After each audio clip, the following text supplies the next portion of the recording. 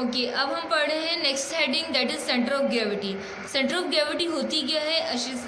कशिश cycle की बात कर रही हूँ कि जो ऐसी देखो अर्थ के अंदर क्या होती है, अपनी एक फोर्स होती है जो क्या करती है, हर बॉडी को अपनी तरफ खींचती है। ठीक है, लाइक जैसे अगर हम पेंसिल को फॉल करें ऊपर की जानिब, चाहे आप फेंक दें, तो तब भी क्या होगा कि थोड़ी देर बाद क्या होगा, पेंसिल ऊपर जाएगी, लेकिन एक वक्त ऐसा आएगा कि वापस नीचे आना शुरू हो जाएगी और अर्थ की जानिब चलेगी।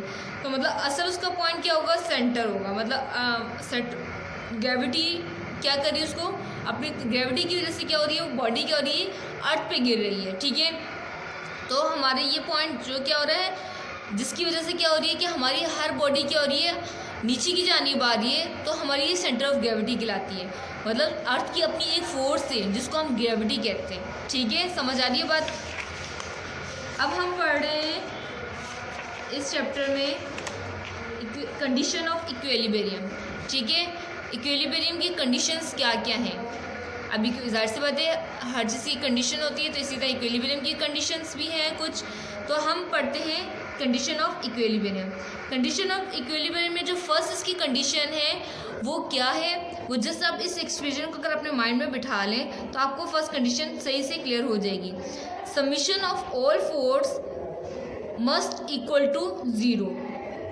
इन first condition of equilibrium the summation of all force must equal to zero. के मत कहने का मकसद क्या है कि फर्स्ट कंडीशन हमें ये बताती है, फर्स्ट कंडीशन की स्टेटमेंट ये है कि if a body is in equilibrium then the vector sum of all forces acting on a body must be equal to zero। कि जितनी हमारी क्या हो फोर्सेस एक्ट हो रही हो, सही है, वेक्टर फोर्स की बात कर रहे हैं, और अगर हम जितनी भी फोर्सेस हो रही हो उसको अगर हम समीशन करें, मतलब जमा करें, तो वो क्या होना चाहिए, जीरो के इक्वल होना चाहिए। मतलब एक फोर्स दूसरी फोर्स को निग्लेक्ट लाजमी करें, तभी हम कहेंगे कि summation of all force must equal to zero. This is first condition of equilibrium. ठीक है, इसी तरह इसकी सेकंड कंडीशन ऑफ इक्विलिब्रियम भी हमें एक स्टेटमेंट देती है, वो ये है कि the summation of all torque must be equal to zero. जो हमारी सेकंड कंडीशन ऑफ इक्विलिब्रियम है उसकी जो स्टेटमेंट है, अगर आप ये टर्म आप अपने माइंड में बिठा लें तो आपको सेकंड कंडीशन ऑफ इक्विलिब्रियम आसानी से क्लियर हो जाएगी। तो the second condition of equilibrium can be state as if a body is in equilibrium then the sum of torques acting on body must be equal to zero. मतलब जितनी भी forces जिस तरह एक्ट हो रही थी हर बॉडी के ऊपर, उसको समीशन ले रहे थे, मतलब उसको जमा कर रहे थे, वो जीरो के इक्वल आ रहा था। तो ये तो हमारा क्या था, फर्स्ट कंडीशन था। इसी तरह हर जो बॉडी है उसके ऊपर टॉर्क भी क्या होगा, एक्ट हो रहा होगा।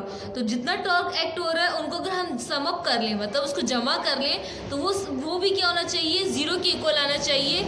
ये हमारी सेकंड कंडीशन ऑफ इक्विलिब्रियम है। फर्स्ट कंडीशन में क्या है, the summation of all force must be equal to zero, और सेकंड कंडीशन में क्या है, the summation of all torque must be equal to zero.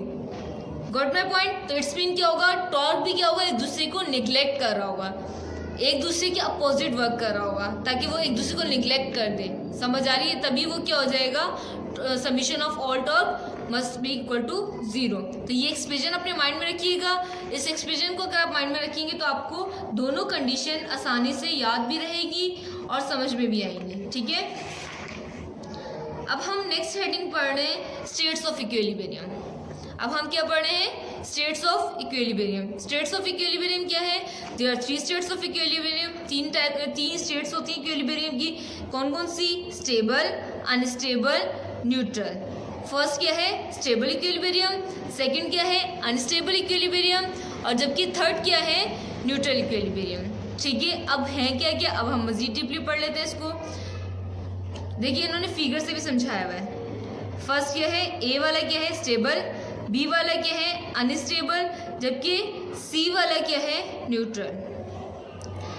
State मतलब जो फर्स्ट स्टेट ऑफ इक्विलिब्रियम, मतलब फर्स्ट स्टेट ऑफ इक्विलिब्रियम हमें क्या कहता है, a body is said to be in stable equilibrium if it comes back to original position. कि अगर हम किसी भी बॉडी को हिलाएं, हिलाने के बाद क्या हो जाए, वो बॉडी दोबारा अपनी असली जिस हालत में थी उस हालत में आ जाए, तो इट्स मीन हम क्या कहेंगे कि वो क्या है, स्टेबल इक्विलिब्रियम में। Like a cone standing on it's base like this, ठीक है। अगर कौन इस तरह खड़ी हो, इसको हम हिलाएं तो दोबारा इस पोजीशन पे वो आ जाएगी, तो इट्स मीन क्या है, स्टेबल इक्विलिब्रियम है। ठीक है, समझ आ रही है बात। नेक्स्ट क्या है, अनस्टेबल इक्विलिब्रियम।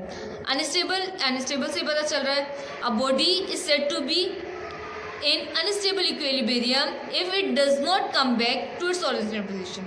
कि अगर हम क्या करें, उसको हिला भी लें, देखो अगर मैं कौन को हिलाती हूँ तो क्या हमारी कौन दोबारा इस कंडीशन में आ जाएगी, इम्पॉसिबल, नहीं आ सकती।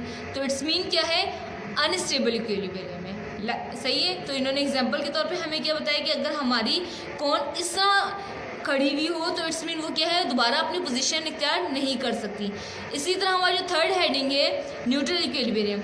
न्यूट्रल का मतलब है a body said to be in neutral equilibrium if on being slightly displaced. अगर हम उसको थोड़ा सा हिलाएं, किसी भी बॉडी को, मतलब सी वाले को फिगर माइंड में रखनी है, it does not come back to its original position but occupy a new position.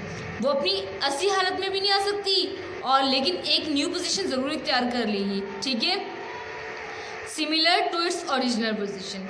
लेकिन वो क्या होगी, जो उसकी, देखो कौन भी तो न्यू पोजीशन इख्तियार कर रही है, लेकिन वो सिमिलर नहीं होगी, जो पोजीशन इसकी अपनी थी उससे सिमिलर नहीं होगी। लेकिन क्या है, ये इस जो सी टाइप की जो कौन है, अगर हम इसको हिला दें, देखो अगर हम ये बर्थडे कैप की तरह है ना, अगर हम इसको डिस्प्लेस कर दें तो क्या होगा, रोल करती हुई कहीं और चली जाएगी, लेकिन न्यू पोजीशन तो इख्तियार कर लेगी। That is similar to its original position. जो अब न्यू पोजीशन इख्तियार करेगी और उसकी ओरिजिनल पोजीशन है वो एक जैसी ही होंगी। समझ आ रही है। तो ये क्या है, न्यूट्रल इक्विलिब्रियम। ठीक है स्टूडेंट, तो आई होप आपको चैप्टर नंबर 6 मेरा समझ में आया होगा। इस तरह हमारा चैप्टर नंबर 6 आज क्लोज हो जाता है। Thank you.